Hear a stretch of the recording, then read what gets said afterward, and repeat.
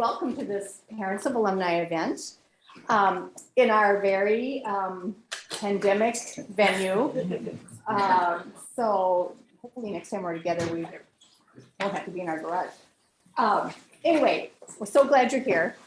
And I'm just going to cut to the chase. As you all know, Mason Ferlic. Hello. In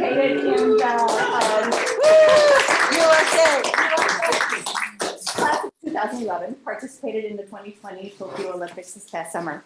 And we thought it would be very interesting to hear his story about the journey to get there.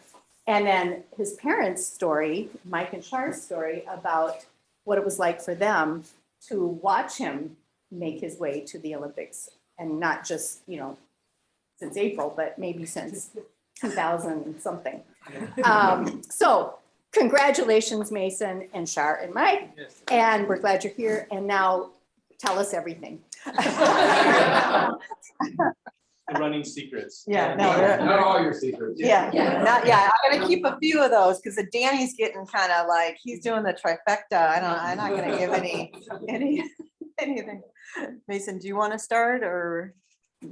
Well, thank you for inviting me. It looks like you guys are having a lot of fun. I'm jealous of the sushi and sake. So, but yeah, I guess maybe we could do like a Q&A if that's best. Like, I guess I can give a little bit of background for those that haven't followed the journey or anything, or my story that, I went to MPA, graduated class of 2011, was coached by Dan Ethier, Bev Doherty here for track and cross country. So, people always ask where the running journey started, and they were extremely formative in, developing me as an athlete. And I don't think I would have even be where I'm at without their coaching and guidance. I almost say I stumbled into the sport, but, my parents were never runners, and they'll attest to that. Like, they didn't know anything about track or cross country. Oh, wait, we jog, or I say walk. Yeah, now you start to jog. Yeah. We're not. Yeah, completely. We jog, not competitive. But I didn't come from running royalty per se, and it was kind of this love of the sport, but more so the love of training and the team and the coaching that was really got me hooked. And so obviously there's some talent behind that, and that was clearly developed over my high school career, where I won 4 state championships. That's uncommon, right? But I didn't start in the sport thinking that I was going to be an Olympian in any way. Just really enjoyed the camaraderie, the aspect, the self-discipline, and the training and the drive. So after graduated, I went to University of Michigan. So I still live and train in Ann Arbor, Michigan here. So I was recruited here. I think every running journey or athletic journey has a lot of valleys and peaks, and certainly like the start of my college career was nothing special to write home about. You come off this high as a state champion, the best kid in Minnesota, and you get to the college ranks, and you're very much a small fish in a very large pond, competing against other males that are now 22 years old. And that's a huge performance gap when you're an 18-year-old. And so you start very much at the bottom of the totem pole, and it's humbling, but you have to kind of learn again to work your way back up to the top. And those that have the talent, the discipline, and the drive, it's possible. And so I was fortunate enough to have great coaching in college as well, a great team at Michigan, and ended my athletic career at Michigan as a national champion in the steeplechase, which is an event that people always ask, what's the steeplechase? So maybe that can be the first Q&A question we'll go over. But that was definitely the point where I realized that I could maybe do something at the sport at the national or international level. So finishing as like Division I national champion really opened the doors, and I signed an initial contract with Nike out of school in 2016. And so really entered in the professional ranks after that. And, as a professional runner, it's pretty much being like a professional golfer or tennis player. It's an individual sport. There wasn't I was sponsored by Nike. Like, they were the brand that was supporting me financially, training and stipend and traveling and everything. but I wasn't part of a team per se. Like, you know, Michigan, I was part of the, you know, Michigan team. As a pro, you're you're on your own. And, you know, again, you're another small fish in a very bigger pond, this time on the international stage. And there's a lot of people that are, again, advanced and mature and have way more accolades. And, you know, even though you're graduating maybe as a national champion, you're still trying to then figure out this new realm, a new competition circle. And so had a first couple rough years, you know, like it makes you question whether you think you have the ability, the talent, or like the magic love will be back, you know?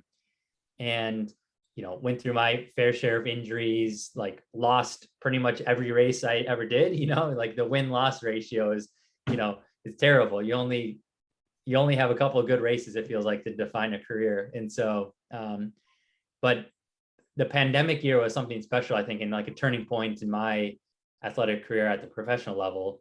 You know, 2020 March was training for the Olympics, was actually down in Charlottesville, Virginia, training with a pro group down there. I knew a buddy down there.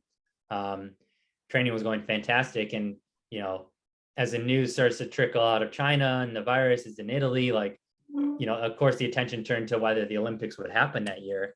And it was kind of like, I think everyone, at least in the Olympic sports, was a little bit on edge. It was like this reality that no one wanted to acknowledge, that like, you know, you start to hear whisperings of, oh, are they going to cancel the Olympics? And you're like, no, it's not, that's impossible, right? Like they don't cancel the Olympics. And of course, you know, lo and behold, by the end of the month, it was like, you know, they pulled the plug. And that was tough because, yeah, at that point I'd spent 4 years. I ran the 2016 Olympic trials when I was a senior in college for Michigan, and I finished 5th as the youngest guy in the field. And so, you know, at that point it was like, man, I'm, you know, 22 years old, just finished 5th at the Olympic trials. They take top 3, like everything is said, you know, the stars aligned that like, I'll be the next best guy in the world, you know, or like in the US. And like, you know, quickly found that that's not the case. And like, you know, missed making some world championship teams and just like didn't feel like it was performing. But as this 2020 was rolling around, things were starting to click into place. And then to have the kind of the rug, you know, yanked out from under you when you're, you know, it spent the last 4 years prepping essentially, you know, there's competitions in between and world championships and team. It's not like I just trained for 4 years, but mentally how Olympic sports work is like, you know, the Olympics is the pinnacle. And like you operate your life essentially on this 4-year cycle of like, you know, I was working in a research lab in Michigan, but you know, the focus was making that 2020 Olympic team. And so like you kind of structure your life planning around what do I need to do in these 4 years in terms of training and where I'm going to live and how I'm going to, you know, structure my life to make this team. And so when the Olympics were canceled, it was like, you know, completely like a shock and just rudderless. You're like, you know, now what? You know, didn't even know when the next competition would be there. You know, grocery stores weren't open. So it was like, it was very difficult to kind of wrap the head around on what was going to happen next. But at the same time, it was the first time in 4 years when there wasn't anything on the calendar to prep for. It was like this, almost like the calendar was wiped blank. You know, there was no, okay, we're planning for 4 months this race. It was, no, we cannot plan anything because it's such this unknown. And that was weirdly a relief. You know, I think I'd built up a lot of anticipation trying to make this the upcoming Olympic team. And so to have a period where there actually wasn't anything on the calendar, that like training didn't even matter, was somewhat like a reset. And, you know, I talk to people when people ask about how, you know, I handled the pandemic, and like, yeah, it was tough for everyone and tough for a lot of people, especially Olympic athletes. But at the same time, for me, it was this moment of like clarity and just reset where I could kind of wrap my head around what needed to be done for, you know, presumably 2021. And so I actually think I came out of the pandemic, or, you know, kind of that summer where it was this big unknown, no competitions, just training, in a better spot actually going into 2021. You know, I had like this renewed sense of purpose. You know, training was going better than ever. So it gave me a lot of confidence that, you know, I was in actually a good spot finally. Like I was healthy, training was clicking, was really just like enjoying it too, which was part of it. Like, had a great support group and training group here in Ann Arbor. You know, and just all around socially, it was this incredible outlet, especially when there wasn't any other social outlets going on in 2020. You know, you weren't going to the bar or going to restaurants with people. That our outlet was going to the track, you know, and doing a workout at Ferry Field at like 7 p.m. It would just be gorgeous summer evenings. And like, that was just so much fun. And so, yeah, it was like this reset that culminated into then the push for 2020 or 2021. And that just ended up being like, you know, a whole different level of, you know, performance, like athletically, but also how I approach competitions. You know, and I just started off on a good note. Like, I won pretty much, you know, every race I was in at that point. You know, I set a PR in the mile, set a PR in the 5K, won, you know, 2 major 5Ks at the national level. You know, set up a PR at the 1500 at that point. Was like, so I had this great range, and training was just clicking. And, you know, it was this confidence going into the Olympic trials of 2021 that instead of being a guy that was like hoping to make the team, there was almost like not an assured situation, but it was like, I'm a guy that will make the team if I execute on the day. And so, and I don't know if anyone watched that race, like, but it's obviously the steeplechase is incredibly nervous, because not only is it a race where things happen, but you have this other element of, you know, you could trip, you could fall, you could get, you know, just catch your toe on a barrier or stumble. And it's such a dynamic event that nothing's assured, but to like go into that race, knowing that I was a guy that can make the team, executing, and then crossing the line with that Olympic spot was just like, oh my gosh, what just like it wasn't even so much of a surprise. It was like more relief that, wow, I executed exactly like I thought I could do. You know, like there's so many small, you talk about like the improbabilities that like go into trying to make an Olympic team, and how many things can go wrong. That, you know, the beauty, I guess, of making the team is that you have to do it on the day. You know, there's no second chance, there's no rankings, there's no like selection committee. It's, you have to finish in their top 3 crossing that line. And you just start thinking of like, you know, just all the small probabilities of, you know, do you get sick, or do you stumble in the race? Are you not in good position? Do you trip on a barrier? And it's just like, to have it actually happen, culminate after training for 5 years, was just this incredible, you know, incredible emotional feeling. So that was pretty special. Yeah, and I guess, you know, my parents were there. They were screaming their heads off. So I think, I don't know if they were shocked or if more relieved as well. I think they were probably relieved. But we have to lead it like leading up to the trials. So, I mean, people don't maybe know this, how like the trials work. Like every sport has a trial. Like swimming was, for the Olympic trials, was held in Omaha, Nebraska. So again, you know, so all over the United States, there's trials going on. And then for track and field, it's typically been held in University of Oregon, Hayward Field. So Mason, leading up to the trials, we all stayed together. You know, before with his previous trials in 2016, you were still part of like University of Michigan. So he rented an Airbnb, and we all as a family stayed together, and that was his choice. And I'm like, are you sure? And like, okay, there was this team Ferlic going on, and his girlfriend came along too. Her name is Catherine, and I think it's just like a perfect little yin and yang with Mason. She's a former figure skater that competed through the collegiate level for University of Michigan State University. So she's this little tiny person. He's got little tiny feet, and she was with us during this Olympic trial thing, and it was just so nerve-wracking. We rented an Airbnb there, and you know, asked Mason, you know, what do you want to eat and everything. So we all tried to act. And Mason just about every 30 minutes they were asking, what do you need? What do you need? And that no thing ever.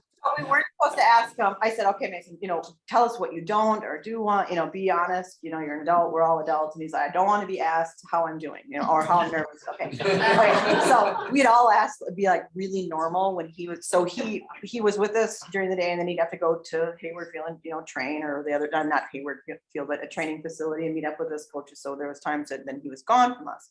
So we all act like really cool when he was around. Like, yeah, it's no big deal. It's just like the Olympics. And as soon as he walked out out the door. We're like, oh my God. Oh my God. And then we talked to his girlfriend, Catherine, are we saying the right things? Did we say anything dumb? How's it? And she was just like, super calm, she coaches figure skating. So talk about high drama and lots of things. But anyways, just a side note. And then, so, you know, what do you want to eat? So we made different food. So the night before his race, he went on a trick, you know, he said, oh, let's do grilled chicken on the grill.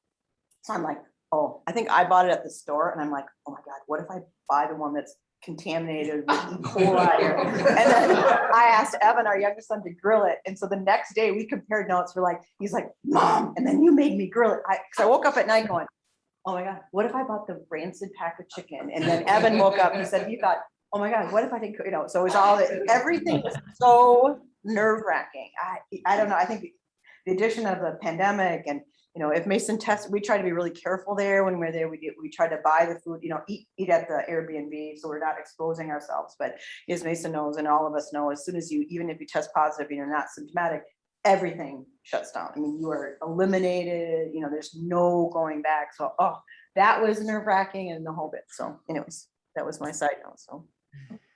Yeah, you know, I mean, it's kind of like you can only control what you can control, but everything you can't control, it's like what you're worried about, right? But you focus on the wrong things. And but it was super special to have them there because, you know, it's a once in a lifetime moment. And yes, it was kind of annoying to stay with them at an Airbnb for 10 days. You know, yeah, there's some great photos of them at the finish line. And so, you know, I came around the last lap as we're kicking, and I knew I was in third spot.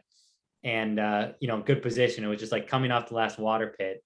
I knew like coming around that bend that they were right on the corner there. And I was just like, oh man, they must be freaking out right now, like knowing that I'm gonna make the team. So yeah. But And I also, I was gonna relay something. We had been there in 2016 and Hayward Field was packed. And as you know, the trials is really a focal point in the US at that point, and there was a lot of attention brought to the trials. What was interesting for 2021 is that it was almost eerie that it was so quiet at Hayward Field. It was a brand new stadium. I think there was like 200 million invested for the Olympic trials that were supposed to take place in 2020. And then in 2021, even up to about the week before we left for the trials, it was uncertain whether or not they were going to host them or even have them. Or have spectators. Or even have spectators. It was very, inconsistent, incongruent. And it was fascinating to go there because the stadium was half empty or half full, you know, depending on how you look at it.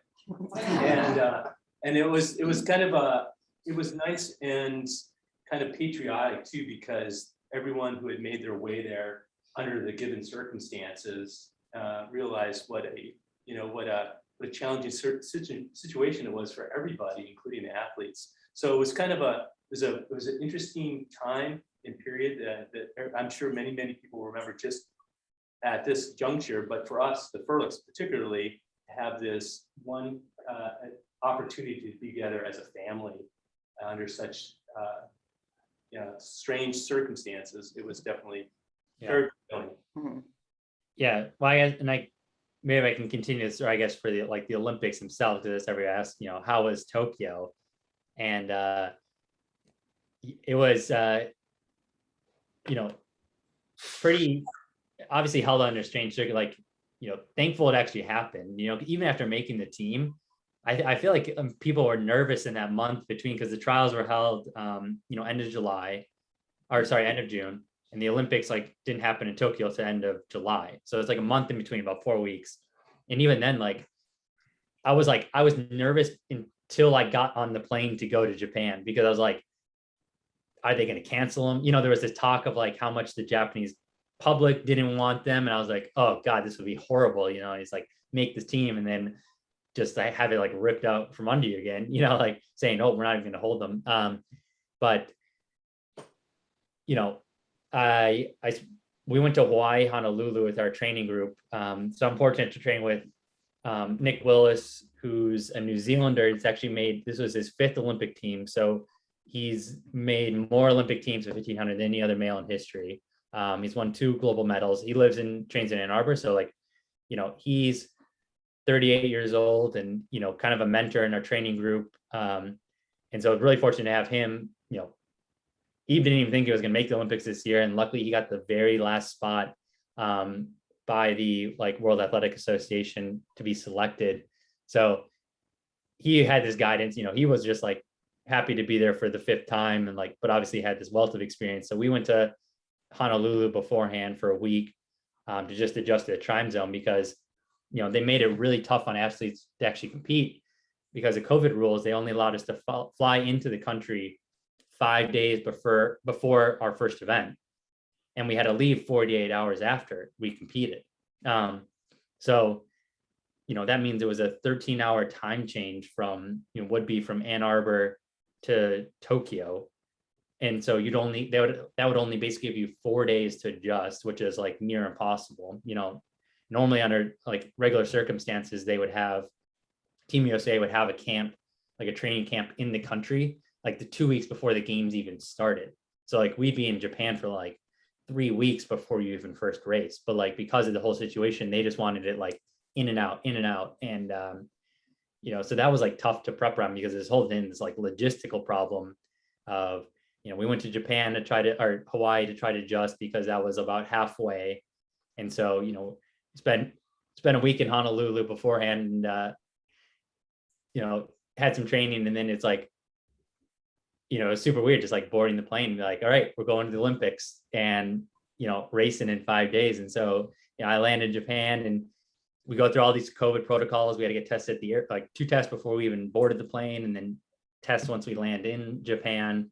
But once you're in the village, it was more normal. Like they, you know, Olympic Village is built basically like a city block. And so it's in Tokyo Harbor. And, you know, the first thing I get there on, you know, Monday evening, I'm starving after the flight, you know, drop my bags in a room and, you know, they basically have all these like apartment complexes, about 15 buildings on this like kind of peninsula right in the smack dab Tokyo Harbor, basically walled off. It's like, you know, the athlete village, athletes, coaches, trainers. And, you know, I'm like, okay, I'm going to get some food, go to the dining hall. And I walk into the dining hall and it's just the most overwhelming experience ever coming out, like landing in a new country. It's like you walk in, there's 5,000 athletes and like coaches, staff, like getting food of the, like literally 2 football field size, 2 floors of this massive dining hall operation with like, you know, the whole perimeter of the building is like cafeteria style, different booths of like, here's Middle Eastern food, here's like Indian food, here's Asian food, here's pizza, which everyone got the pizza, by the way. Like every athlete went straight to the pizza bar. It was amazing. It was like any country, you know, they have like, they try to cater to all cuisines and ethnicities. And like, of course, everyone just got the pizza.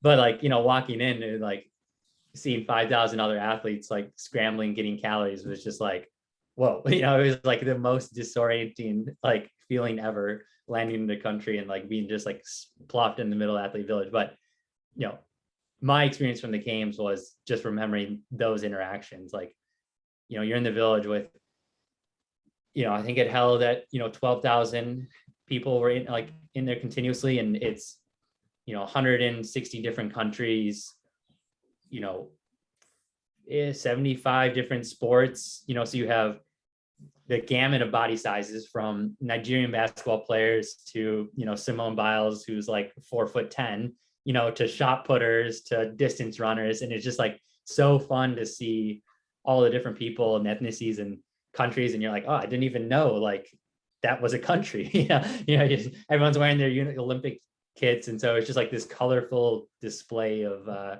don't know, best of humanity. And, you know, that was cool. Cause I think that's an experience is unlike any others, like being in the village with everyone else there, also partaking in the games. And so like, there's just like this energy, this like friendliness and camaraderie that you're all like, you all have achieved a life goal. You know, it only happens every 4 years. So it's like everyone who's there is like appreciative of how special it is to be there. And so, you know, had a lot of social interaction. Like one of my favorite activities was just sitting in the dining hall for like hours after we'd be done eating and just like talking to people, you know, like whether there's other Team USA athletes that come through and be like, what sports do you do? Oh, wow, sailing. Okay. Tell me about, you know, your competition, or, you know, talking to Canadian field hockey players or South African rugby players, like just kind of like hearing people's stories and like how their games are going was like really fun. But you know, it was unique because we weren't allowed to leave the village and see the rest of like Tokyo proper. So we were kind of like, you know, and that made my one regret is like, not regret, just like, but the disappointment is like the host country is so proud to have like host the Olympics, and we didn't really get to appreciate what it means to be in this country. And like, as much of the negative press there was, everyone we met, every volunteer, Japanese volunteer, or people standing on the sidewalk waving their bus was like so enthusiastic to have us there. So it felt like, you know, extremely welcoming, but also sad that like they couldn't participate or we couldn't like interact with them as well. And certainly when we competed, you know, I hadn't, you know, the 4 days beforehand was just like this whirlwind of like getting settled in the village and like unpacking and meeting your like suite mates and going to the training venue. You know, they took extremely good care of us, but it's like, you know, by the time the race came up, like you just like hadn't settled, you know, it's just like this constant flow of like new experiences you're trying to take in. And so the first time I had seen the Olympic Stadium was on like, I walked out onto the track to race. And so it's like, you know, you go through all this call room procedure, you're getting your hip numbers, your bib numbers, the referees telling you, you know, what's going to happen. Like, okay, we're, you know, line up, we'll walk out, you know, we'll give you 3 minutes to do some stride outs and then the gun and race. And it's like, boom, walk out of the tunnel. And you're like, wow, this is the Olympic Stadium. You know, like here I am, I'm about to race in front of the TV of a million people watching back home and everything. And it's like, it was, yeah, pretty surreal. It's just like, I guess this is happening. You know, it was just like so quick. And, you know, it was also eerily silent at the same time because it's like the beautiful, you know, traditional style Japanese architecture stadium holds like 80,000 people, but they didn't allow any spectators. So I was the very first event on the very first day of track and field in the stadium. And it's pretty much me. I was in the first heat as well. So I walk out and it's, you know, 16 other men who are racing, the meet volunteer and officials, some people, other athletes doing, you know, the high jump or whatever their competition rounds, but then like just the camera crews and like other volunteers. So it's like, it was just this spookily empty atmosphere, which didn't like, there was this like dissonance between how nervous I was for the Olympics and like racing on this world stage. And then also coming out on the stadium and it's like, almost, it's just empty, you know, like I almost needed the crowd or like atmosphere to like balance that energy and be like, okay, you know, we're here to perform. Like this is a race, but it was just like, it was, yeah, it was just like hard to take in. And so it was just like this whole surreal experience of like racing the Olympics, but without the Olympic crowd. And then knowing that the camera is like the one eyeball in the room that everyone is watching through, right? So it's like anytime the camera was on you, it was just like, you're like extra nervous because you're like, I know everyone is watching through that camera right now. So yeah, it was super special. Like, can't say I was extremely pleased with my race. You know, I ended up finishing, you know, overall I was 21st at the Olympics or whatever, and just missed on making the final. And like, just, you know, ran about 2 seconds slower than my personal best, which, you know, for being at the Olympics under circumstances was pretty good, but I had pretty high expectations of like making the final and being a guy that could be, you know, top 10 in the world. And so it was a learning experience. Like I'm not hanging my head over being 21st in the world at the Olympics. But yeah, it's still like getting back here just feels almost like otherworldly, like having competed there, because we had to fly, you know, I had to fly home 48 hours afterwards. And like one of the hardest parts was walking through the Chicago airport on my, you know, during my layover on the way home and like seeing the TV and there's like track and field still going on. And I was like, oh man, I was just there. You know, I was like, so it, you know, that was a little tough just to like not fully get the experience of the Olympic moment because of COVID, but you know, thankful that I was actually one of the people I got to be there. So all in all, very special. Yeah. Mason, and I personally always like to hear about like the little nitty gritty things. Like, okay, so like, remember when we were at the trials in Oregon and you went back the next day, because people asked me about the clothes and stuff. So Yeah. people like you went like, once you made the team, well, like, I think people also want to know, like, financially, like, so a lot of athletes have to support themselves up to getting to their, whatever their trials, if they're a swimmer or an archer or a soccer player, whatever. Then like Team USA takes over after that. But leading up to that point, it's really you athletes and sponsors and things like that. But Yeah. maybe you'd want to address that. And like what happened after, then you went for hours, you went back to the Hayward Field and were kind of funneled through a whole thing to get your kit. And, you know, Yeah. because people are, you know, like they have Yeah. all the clothing from a shot putter to like a pole vaulter to a, yeah, so. Yeah, that's a good question. Yeah, it's pretty cool. So like, you know, at the trials, as soon as you finished, you know, every final, you know, that's where they select the team. So they obviously know whoever finished top three, those are the athletes going to the Olympics. So in every event, track and field, they select 3 athletes. So, you know, I finished 3rd. As soon as you cross the finish line, they hand you this card. It's like, hey, tomorrow you're going to the official like Olympic committee venue where you'll like get all your team processing. And so I was like, yeah, so the next day, go to, they, you know, had this conference center, the University of Oregon campus, whatever, and go in, and it was like 3 hours of paperwork and checkout procedure and like Team USA kit sizing for the opening ceremony and closing ceremony uniform. So that was pretty cool. Like, you know, scanning your passports, buying up for the Japanese visa and this special like Olympic committee paperwork stuff. And then they had, you know, a travel station. So, you know, I was going to Hawaii first. So, you know, they basically, once you make the team, everything's like taken care of, paid for. And so, you know, you know, my sponsor paid for my trip to Honolulu, and then went from Honolulu to Japan. And, you know, once we land in Tokyo, we're under like the jurisdiction of the Olympic Committee, but Team USA is like are taking care of us. And so it was pretty, I mean, they took awesome care of us. Like we go to our little tiny apartment bedrooms in the village, but they gave us literally, I came home with, like, I arrived in Japan with 2 suitcases and I came home with 5 suitcases, like yeah. So just like a ton of like the Ralph Lauren gear, opening and closing ceremony kits, all of the competition stuff we need, you know, shoes, cell phone, just like all these like fun perk stuff and like just memorabilia. So that was pretty cool. Like, like Christmas, you're opening all this stuff with your like sweet mates and you're like, awesome, you know, like, you know, Olympic branded gear. So that was pretty cool. And then you swap it with other countries, right? So like people trade t-shirts, and one of the big things in the village is like pins. Actually, I'll hold on one sec. I'll go get it because it's pretty neat. And the decor in the background there, that's his singlet. So we had a little fashion show when we were there.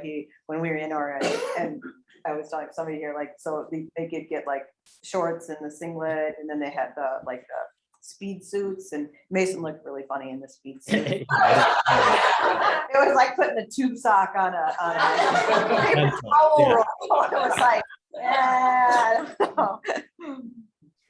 yeah.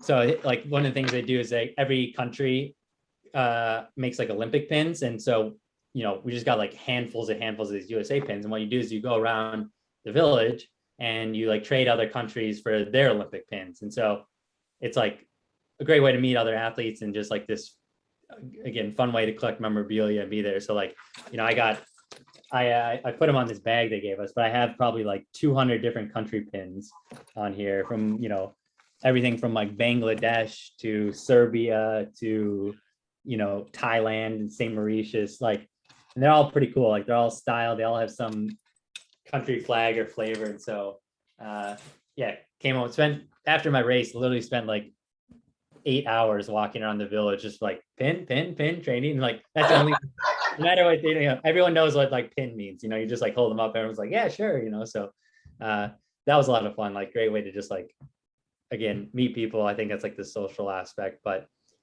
when we're in the village itself, you know, there's the dining hall that is like kind of the focal point for a lot of people because obviously we like to eat food, and the food is great. Like it was awesome.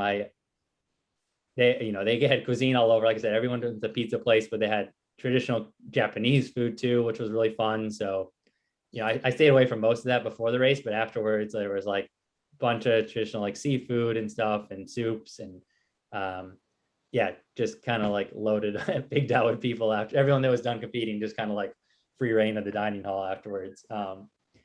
But yeah, What did Coach Sullivan say? Your former coach, like, oh yeah, he's like, careful at the dining hall. He's like, I've seen too many athletes eat themselves out of the games. So, yeah, my coach, college coach, ran for 3 Olympics for Team Canada, and like, yeah, that was his warning before I went. He's like, just careful at the dining hall, like, and it's totally tempting, it's social atmosphere, and then also like just like all this food, and you can just eat as much as you want. So he's like, yeah, I saw a guy in the track or when the races gained like 4 pounds over like 6 days or something like that. Hey, Mason, Yeah. I got a question for you. How long is the race when you're running it? And Yep. what's running through your mind when you're doing that race? Yeah, so okay, I guess the steeplechase, right? So I ran the 3,000 meter steeplechase, which is a little bit less than 2 miles. So it's 7.5 laps of the track, and it has 35 barriers for men, which are 3 feet tall. And so you have to hurdle, 5 barriers every lap and a water pit. And the barriers are like solid 4x4, literally solid barriers. Like if normal hurdles, like in the high hurdles, whatever they knock down, right? You can knock down the hurdles, we hit them. These are immovable. Like you run into it, you break your kneecap, whatever, you fall over. And so like there's definitely a premium of not hitting the hurdle because you're face planting. And then there's a water pit every lap. The water pit it's a hurdle, same thing, but on the other side is a 12-foot pit of like water. And it slopes up from at the deepest part, it's like about 3 feet deep right after the hurdle to then like a couple inches. And so if you ever watched like or seen the steeplechase, the goal is you leap off the barrier, like you run along and you leap off the barrier and you try to clear most of the water because you only want to land in like an inch or two, or else that slows you down. And so the steeplechase, it's a very dynamic, it's a distance race, but it's also extremely like dynamic and has an athletic component of being able to hurdle. And then you have to be able to hurdle at the end of running almost 2 miles. And we're running, my personal best is 8 minutes and 18 seconds, which is about 420 per mile pace over barriers and water pit and over hurdles. So, it's pretty quick. And it's got this like agility dynamicism to the race that you're always jostling for position in a distance race, but now you have barriers coming up too. And so it's a very much just like, I almost like to think of it as a strategic race as well, because there's a lot of planning on when you make your moves, what position you're in to get a clean hurdle. And then you have to just have good technique. And so being 6'4", super long legs, I think gives me a little bit of an advantage as well. That's kind of think of how I got started in the event. But started in college as a sophomore, had no desire to run the steeplechase, but coach said at the time was, I was trying to make the Big Ten travel team as a sophomore, and we already had 3 guys in the 5K. And so there wasn't an extra spot. And the coach was like, well, we have a spot in the steeplechase if like you want to try to make that. So the week before the conference championship, we ran this small meet down in Toledo, Ohio, which was mostly like a tune-up. And the coach was like, let's put you in steeplechase. I've been doing like hurdle work and like some practice, but really didn't envision myself ever racing it. And lo and behold, race goes off. I end up winning the race in 8:50, which at the time was the fastest time in the conference. And so coach that came up to me after, he's like, I think we found your event. And so like I kind of started my steeplechase career.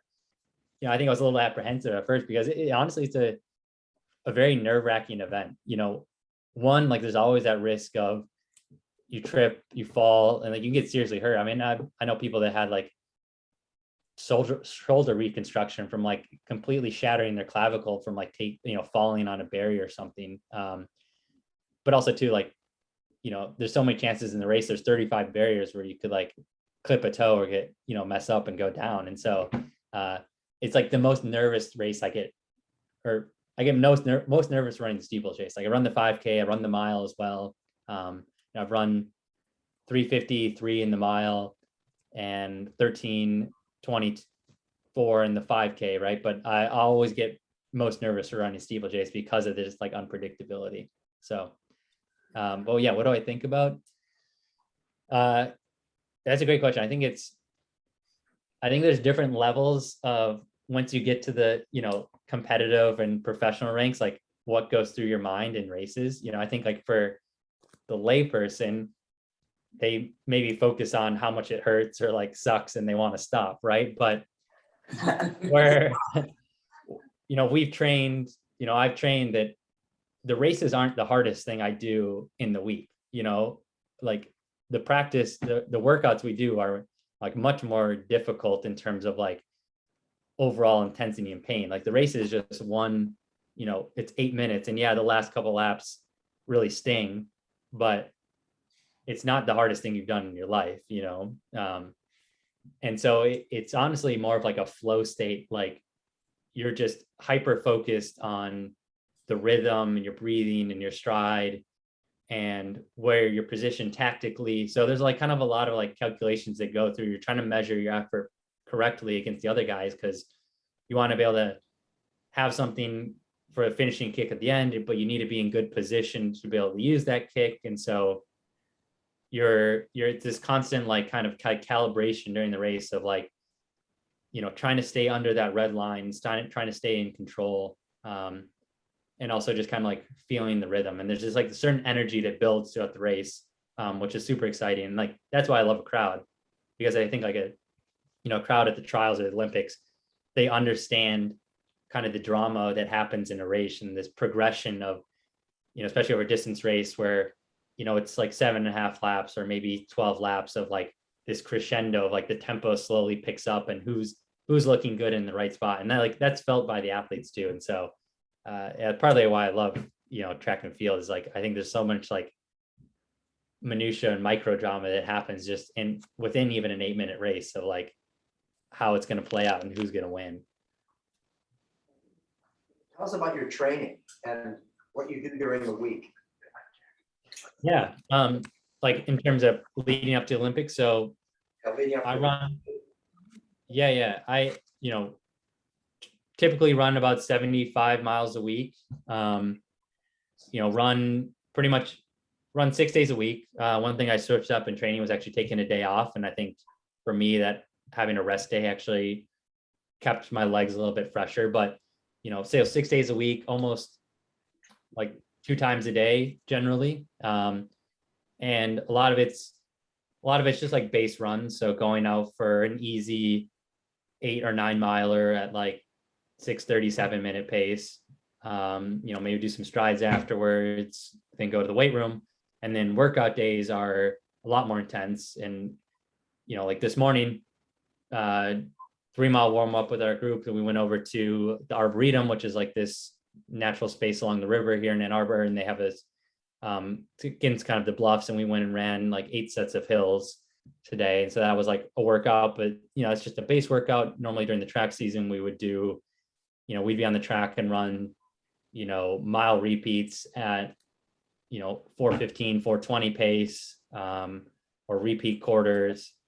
It's varied. There's a lot of structure to the program, but also kind of like an art along with the science. It depends on how you're feeling on the day and what the goals are for that week or competitions coming up. But, it's usually 2 intense like track sessions a week, and then a long run of, 16 miles or so on the weekend, for a total of like 75 miles a week. So it takes a lot of time. I mean, I'm probably only running about like running minutes, probably 8 to 9 hours a week. But in terms of like all the ancillary stuff, it's like, it's 20 hours a week at least of just like, stretching beforehand, stretching after, weight room, strides, etc. So, sometimes it can feel like a full-time job, but, it kind of is if you're trying to make the Olympics. Mason, that kind of begs a big question. When do you have time to call your mom? Good question. Yeah. In between sleeping and eating training.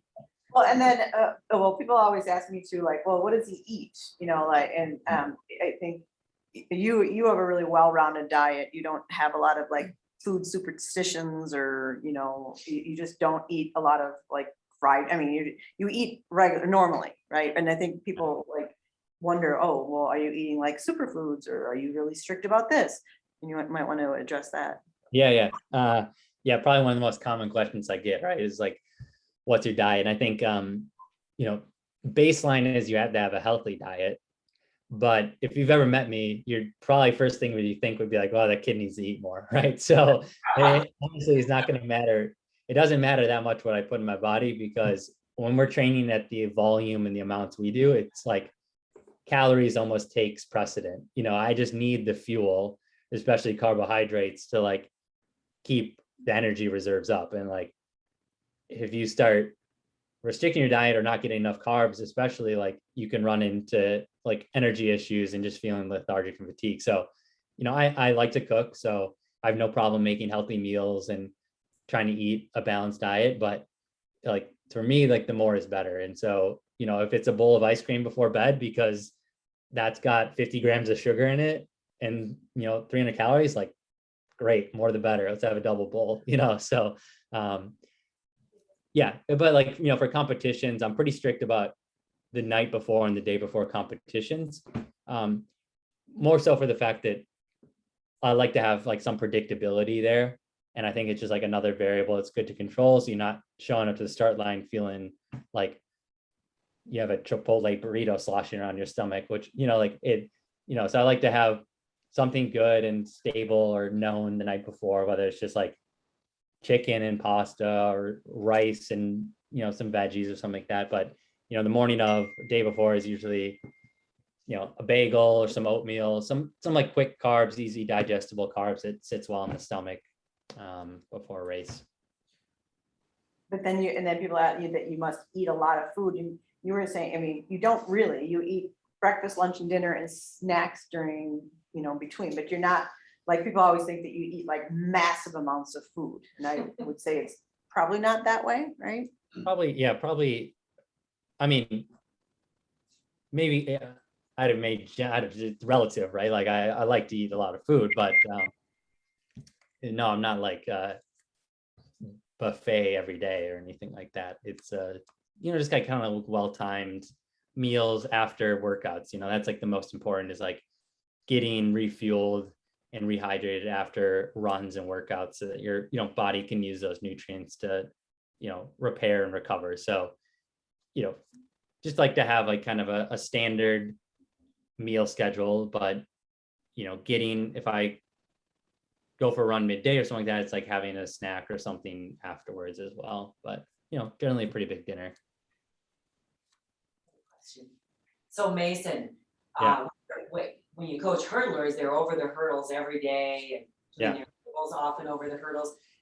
2 questions. Do you do intervals with the barriers? And then also like right leg, left leg, are you, you know, is there a way that you adjust your steps or you just go with the flow, or how does that work?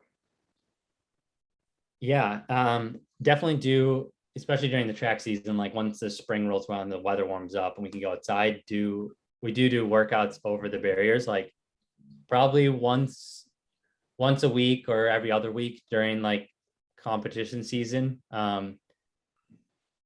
It'll usually be like half the workout is flat and then half the workout is over barriers. So like repeat quarters or like 600s over barriers is pretty common. It's like harder to do longer. And I'll just do normal, like put up normal hurdles instead of like the actual barriers, because it's like a little bit less risky if you hit a normal hurdle that tips over versus the solid wooden beam. And then, yeah, practice the water pits like usually once or twice a week. So just getting the technique down, you know, especially with the steeplechase, because it's a distance race, there's more premium on being really efficient over the barriers. I mean, that's what the barriers are. Like they're an obstacle that you have to clear, but you're trying to do it most efficiently so that you can still run 2 miles. And so having good technique is basically how to use the least amount of energy to clear these barriers. And so you want like smooth hurdle form. You don't want a lot of wasted up and down motion. you want to keep this momentum and kind of like the rhythm of the race as you're running along. You want to be able to just kind of like take the hurdle in stride and keep running without really like chopping your steps. And so that's like my main thing I practice is just like being smooth and keeping the momentum over the barrier. And I alternate legs. So luckily, like I'm decently ambidextrous with like which hurdle leg. There's definitely one that's better than the other, but it's more of like a feeling instead of counting steps in between. It's just like, okay, this is a left leg, go over left, same with the water pit too, kind of which one comes up. Question? I have two questions. I don't think you covered this, but yeah, obviously you find the steeple race challenging and there's a lot of strategy to it and it makes it interesting for you. And what's the history behind where that came from? Why there's water after the hurdle? How long ago did it become an event? Start, and are you planning on being in the next Olympics? Yeah, it's another good question. Everyone asks what the steeplechase is like, why? And honestly, not a great answer. It's actually a very old event though. It started around like the turn of the century, so like 1902 Olympics or something that was first featured. So, I mean, it's over 100 years old. I think it started, actually got its name. So it's not related to horse steeplechasing, which is like everyone kind of associates with. The term, I think steeplechase actually came from, so England in the 18th century, or 1800s, running and was like a sport and was like the advent of the Olympics. And they had a race they'd race from church steeple to church steeple between the little towns. And they would call that steeplechase. And this was just like cross country over the dirts and roads and farm field. And so they'd have to jump over the farmers' fences and over like creeks and rivers, whatever. And it was, it was like kind of like a obstacle course challenge race, cross country-esque race. And I think that kind of got adopted with then the modern Olympics coming around 1900s to like a standardized race on the track was the same thing of like, okay, this is pretty cool. Like, can we do a distance race, but have to clear obstacles? And this water, I think the water pit was just like this contrived obstacle again. That was kind of like jumping over a river or a stream or something. I say it's like kind of like the NASCAR track and field because there's always something that happens that makes the crowd like, surprised, right? Someone trips or face plants in the water pit and just like you can hear it, especially when someone falls behind you. Crowd just like, oh, and so everyone's waiting for a good steeplechase fall or crash. But it's been around for a long time, but it's not run at the high school level. So I think a lot of people haven't had exposure to it. It only seems like an Olympic sport, but it's raced at the college level, all the time, at the Olympics and international level. So kind of this, strange event, but at the same time, I find it pretty exciting and fun to watch because a lot can happen, and it requires like a different athletes that might be good at like the 5K end up being terrible at the steeplechase just because they don't have the rhythm or the like ability to hurdle or be smooth over the barriers. And like, I think it's a very underestimated challenge when people think like, oh, I'm extremely fit, I can run the steeple, and then they go out and they try to do it and they just absolutely bomb. And they're like, that was extremely hard. So I love the challenge part of it. And what was the second question? Sorry, you had 2024. Oh yeah. I mean, that's the plan. Now, I think I tell everyone, it's like, wow, it's only 3 years away now. So I don't even have to wait the full Olympic cycle. Like, after making Tokyo, I actually feel more enthusiastic about making Paris. And we've got a great training group in Ann Arbor. So like, it'd be hard to just walk away from that because that's what I enjoy almost most about the sport. It's like being with my coach, being with our team, helping other guys get better. We have a young guy, Hobbs Kessler, who's 18 years old, just set the high school national record, literally an Ann Arbor native, like just the like coincidence that one of the best runners probably in US history happened to grow up just 2 miles down the road from where we work and train. So now he's in our training group, coached by our coach, Ron Warhurst, myself, Nick, and we just have this great diversity and kind of like atmosphere. So yeah, like Paris is absolutely the goal. You know, signing a new sponsorship contract here shortly, and you know, so I'll be financially supported and everything. And you know, I think after Tokyo too, not having fans and spectators really makes me want to go back to games and have like the full experience of, you know, being in the country, being around the host nation, and then, you know, having spectators and like the full Olympic experience. And that makes one more for me.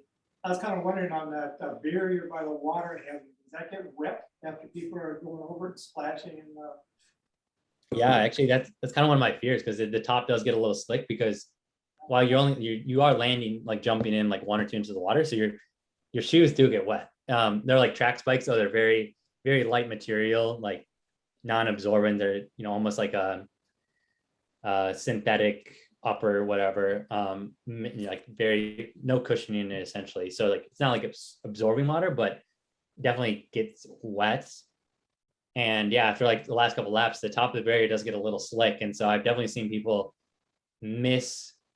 plant like the spike plate of like planting on there and just like completely sliding off the top, or like, you know, biffing it. So you have to be kind of, and that's what makes it difficult, is that you have a pack in a race, especially if it's like a championship race where there's 5-6 guys around there fighting for a position in the last lap, that you're all trying to hurdle and then take the water pit at the same time. And you have to like find a clear spot and almost need like have like a split-second look to like see the top of the barrier. And you're coming in at, you know, almost, you know, at that point, like sub 4-minute mile pace sprinting into it. And you have to find the top of the barrier, flick off and leap and like not get tangled up. And so there's like, you know, it's a small margin of error. So yeah, like people eat it all the time or slip. So knock on wood, haven't had a fall in a little while, but But I don't know if people are aware, he had one of the most iconic images on the internet with in 2015, you face planted into the water pit. So it's. At the NCAB, right? Mhm, mhm. yeah, Yeah. it was 2015. Mhm. And had to run a 5K about an hour later. Yeah. And playing fully extended dive into like 2 inches of water. It's amazing. And like break a neck or my arm or anything like that. But you know, somersault and rolled, and like I remember coming out of like after that, falling in the water, just being like vertical and in the air, being like, what the, like this is not how I envisioned this race to go, diving into the water and then being completely submerged, like totally my entire body underwater, and like coming up for like air and breath, being like, that's not supposed to happen in a track race. Like you're not supposed to be coming out of the pool. So yeah, falls do happen. Yeah. And, Did you come back the next year though. as I recall. come back, the revenge for next year. It was like motivation after that fall. Nate, what other events do you enjoy running events? I love the 5K on the track. Yeah, I'm good as the distance goes up as well. So, you know, ran PRs across the board this year, you know, so ran 3:53 for the mile, which was a lot of fun. You know, anytime you break 4 in the mile is pretty special, and just like the crowd loves it. Just like this special barrier, obviously, the significance of sub 4. And then I love cross country as well. So it's not as much of a profession. There's no like professional circuit for cross country. There's kind of just like a couple races here and there, but every time I get the chance to run cross country, I don't know, there's something like pure about a race it's like just a foot race from kind of like point A to point B or around a course, and it's time doesn't really matter. It's like who's ever fitter and stronger in the day. So yeah, I know I enjoy that, you know, fun racing over train as well. Do you see yourself ever running a marathon?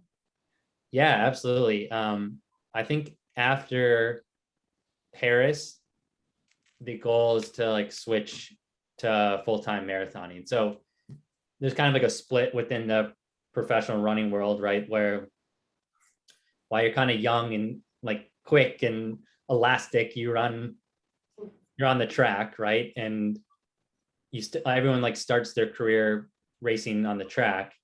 As you get older and more mature, and maybe you lose some of that top end speed, people switch over to the marathon because as you actually get older, you get aerobically stronger and more resilient. And so you actually become a better marathoner with age. And so like, I'm 28 right now. If I go through Paris, it put me at like 31, and that would be pretty much prime marathoning like age. And so, I mean, one of the best marathons in the world right now is like 40 years old. So the careers actually can be pretty long. And if things are going well and I'm running well and getting paid to do it, yeah, I would love to run the marathon. I think I'd be pretty good, exceptionally good at it. So it's definitely a strength, as the distance goes up, I find myself getting better and better. So I say maybe in the next like 2 or 3 years, switch over to the marathon. Couple things, Mason. Has Yeah. life changed now that you're an Olympian? And then the second one is your journey from now till Paris. What are the biggest events that you would prepare for leading up to Paris? Yeah, I would say, unfortunately, I wish things would change. Like, I don't have the Olympic card or anything like that I flash around, but I did have, some people buy me lunch when they find out or something like that. Like, people, every time I tell them I'm an Olympian, they're like, oh, it's incredible. Like, so that's a fun story. Like, what'd you do this summer? And I'm like, I was in Tokyo. And they're like, oh, where'd you go there for? I was like, I ran the Olympics. They're like, oh my God. Yeah, but surprisingly, it's kind of back to normal. Track is over, Olympic Games end, and it's like, yep, just back in Ann Arbor. So, but yeah, maybe that's good. You don't want to get the ego too inflated or anything like that. I do sometimes wear the Olympic stuff out, and that's pretty fun. The goal between now and Paris, though, there's a world championship next year in Eugene, Oregon, which is the first time it's being held in the United States. So like the Olympics is like the pinnacle of the sport every 4 years. That's what gets pretty much the only media attention. And then every other year there's a world championship. And so that's like kind of like the major in our sport, if you like want to compare it to like tennis or golf or anything like that. And so that's biannual. And just as important, I guess, for our sport as the Olympics. And so that's being held next July in Eugene. And again, there's like a kind of a trials, the U.S. championships. They don't call it the trials, but it's qualifying for, again, selecting that team to represent the U.S. at the World Championships. And then the year after that, it's in Budapest and then Paris. So there's like global championship every year, which is like the main focus, but then racing in between. Right now, I took, after the Olympics, it was such like an emotional roller coaster going up and down. And like, I tried to race one more time at the Olympics here, actually domestically, but just like, was just kind of burnt out from the long season and just like ready to just like soak it in and not race anymore. And so pretty much took all of like the second half of August and September just off, and just, again, one of those periods where you don't have to think about training, you don't think about prepping. So took that time off and just slowly getting back into training now. And, don't have anything on the calendar, but still training every day, probably start racing maybe end of November, December, just a couple low key things in the United States. But yeah, it's kind of a 24/7 sport where there's not really much of an off season per se. Like you're always training or trying to keep the body in the spot to then prep for the next season. So that's kind of what we're doing right now. And then do you want to do it like what you're doing right now? You're going to get sponsored, but then you're attending school. So people may not know that. So. Yeah. I guess that's the other thing. I don't publicize a ton, but I'm second year PhD program right now at Michigan.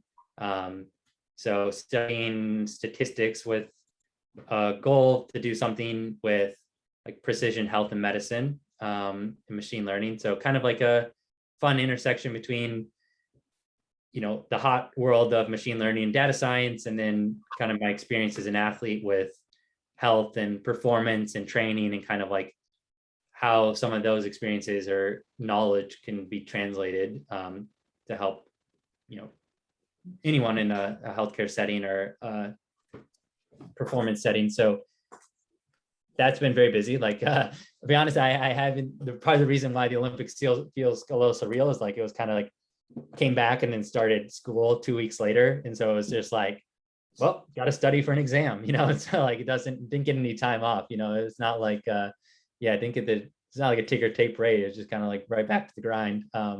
But I think I've become a better athlete and a better, I guess, student or whatever you want to call it, like professional, when I have both going on.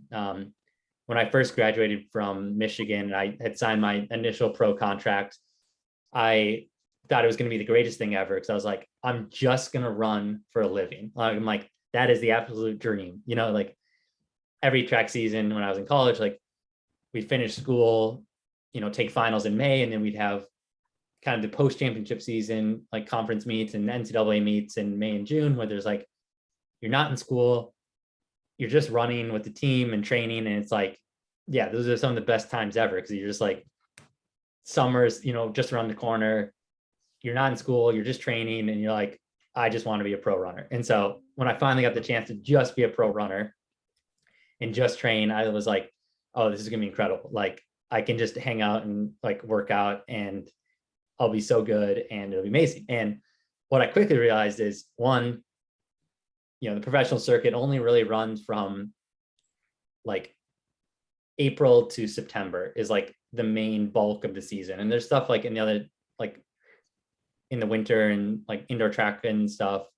But in terms of like what sponsors care about and what like global rankings matter, it's pretty much like the outdoor season, which is April, September. So like, that's only like half the year. And so the other half of the year, you're just training, and training by itself can like get kind of stale after a while.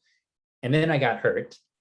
And so then I was just sitting on my ass, like not training while I was living with two friends who had normal jobs, like 9 to 5. And it would be like,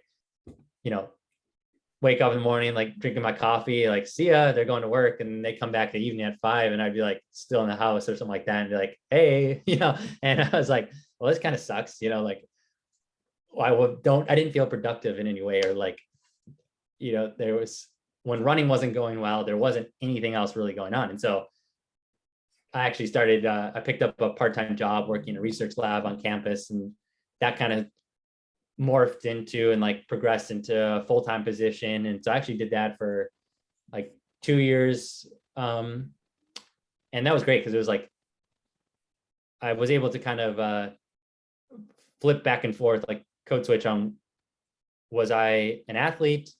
I was like a very focused, dedicated athlete when, we needed to work out and train and everything. But then I could turn my brain off from the running aspect and then go to work, which I worked in a sports science lab. So they were extremely flexible with my training schedule, which was awesome. But like, could then like kind of turn on this other part of the brain, which is like, this academic, creative side, whatever, and interface with coworkers who weren't runners, so it was like this great balance of like, I could have two things going on at once. And if running wasn't going well, then, work was an outlet. If work sucked, then running was like super fun and awesome. And so, ended up going back to school, and I kind of found the same thing. While like, PhD programs, very difficult, and, periods where I'm just like, this is a lot of work to do. At the same time, it's like the off season right now for running. So, I'm trying to cram in a lot of the academic stuff this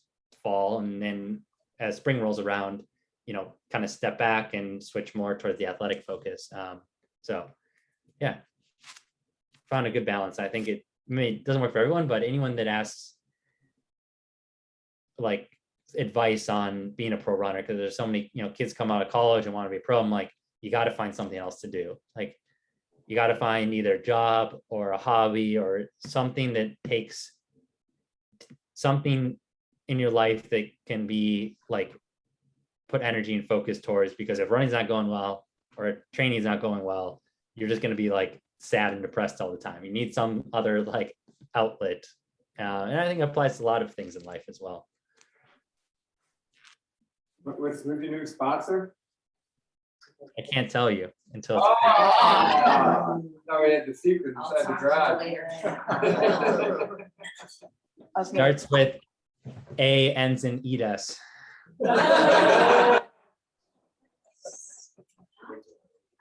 Well, Yes. I want to be conscientious of the time. I could listen to my son talk all day long, but, we appreciate it. If he ever called you. Yeah, I know. If you have- This is, yeah, I'm putting this is bank time. pretty much. Yeah, yeah, I talked, not right to her, but that's okay.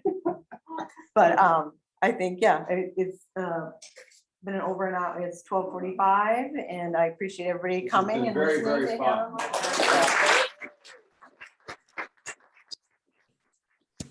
Thank you, everyone.